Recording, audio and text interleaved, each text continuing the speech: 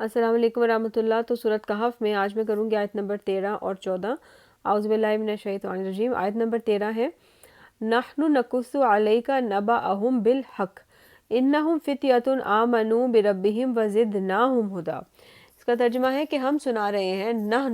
ہم سنا رہے ہیں آپ کو ان کا قصہ حق کے ساتھ۔ وہ چند نوجوان تھے جو ایمان لائے اپنے رب پر، ہم نے خوب بڑھایا انہیں ہدایت میں۔ رسول صلی اللہ علیہ وسلم کو بتایا جا رہا ہے کہ جیسے واقعہ پیش آیا تھا ان اصحاب کہف کا، اسی طرح سے آپ کو سنایا جا رہا ہے۔ تو اس کو یاد کرنا بھی بہت آسان ہے۔ نانو یعنی کہ ہم بتا رہے ہیں، نقصو مطلب قصہ آپ کو بتا رہے ہیں، علیکہ آپ پر، یعنی کہ آپ کو بتا رہے ہیں نبأہم، نبا جو ہے وہ امپورٹنٹ یوز کو کرتے ہیں بالحق، حق کے ساتھ۔ تو نانو نقصو علیکہ نبأہم بالحق یعنی کہ آپ کو ہم قصہ سنا رہے ہیں ان کا، آپ پر بیان کر رہے ہیں اس کو، امپورٹنٹ نیوز کو، ان کا حق کے ساتھ۔ انہم فتیۃ کہ وہ چند نوجوان تھے، آمنو جو ایمان لے آئے تھے، بربہم اپنے رب پر، وزدناہم اور اللہ تعالیٰ نے بڑھا دیا، ہدا ان کو ہدایت میں، کیونکہ وہ اللہ پر ایمان لے آئے تھے، آئیڈل ورشپنگ دیکھتے ہوئے اس کے درمیان میں وہ ایک اللہ کو پہچان گئے تھے، تو اللہ تعالیٰ نے پھر ان کے ایمان کو وزدناہم ہدا، ان کی ہدایت کو بڑھا دیا۔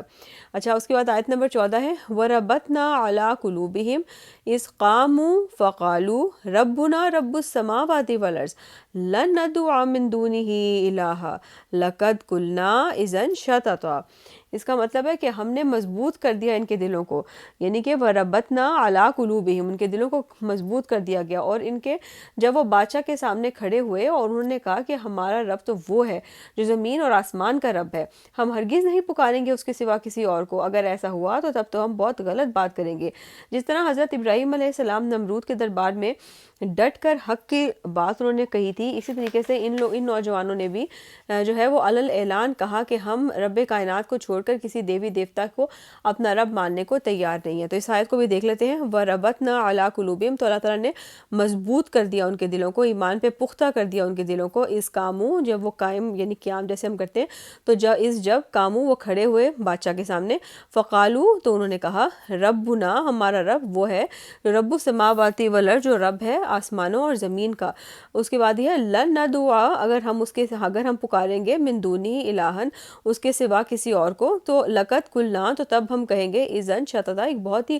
غلط بات ہم پھر کہیں گے، یعنی کہ جو وہ بات ہوگی وہ صحیح نہیں ہوگی۔ تو وَرَبَطْنَا عَلَىٰ قُلُوبِهِمْ، اللہ تعالیٰ نے ان کے دلوں کو مضبوط کر دیا، اس کاموں جب وہ کھڑے ہوئے، فقالو بادشاہ کے سامنے، فقالو تو انہوں نے کہا ربنا رب السماوات والارض، ہمارا رب وہ ہے جو رب ہے آسمان اور زمین کا، لن ندعو من دونہ الہ، تو ہم نہیں پکاریں گے اس کے سوا کسی اور کو، لقد قلنا، اور اگر ہم نے ایسا کیا، اذن شططا، تو پھر یہ تو بہت ہی غلط بات ہو جائے گی۔ تو یہ دونوں آیتیں بہت ہی آسان ہیں یاد کرنے کے لیے۔ نحن نقص علیک نبأہم بالحق، ہم حق کے ساتھ آپ کے اوپر ان کی یہ کہانی نبا ان کی بیان کر رہے ہیں۔ انہم فتیۃ، وہ بے شک بہت چند نوجوان تھے، آمنو جو ایمان لے آئے تھے، بربہم اپنے رب پر، وزدناہم ہدا، اور ان کی ہدایت میں اللہ تعالیٰ نے اضافہ کر دیا، وربطنا علی قلوبہم، اور ان کے دلوں کو مضبوط کر دیا، اس کامو فقالو جب وہ کھڑے ہوئے بادشاہ کے سامنے، انہوں نے کہا ربنا و رب السماوات والارض، ہمارا رب وہ ہے جو رب ہے آسمانوں اور زمین کا، لن ندعو من دونہ الہا، ہم اس کے سوا کسی اور کو نہیں پکاریں گے، لقد قلنا اذن شططا، اور اگر ہم نے ایسا کیا تو پھر یہ بہت غلط بات ہوگی۔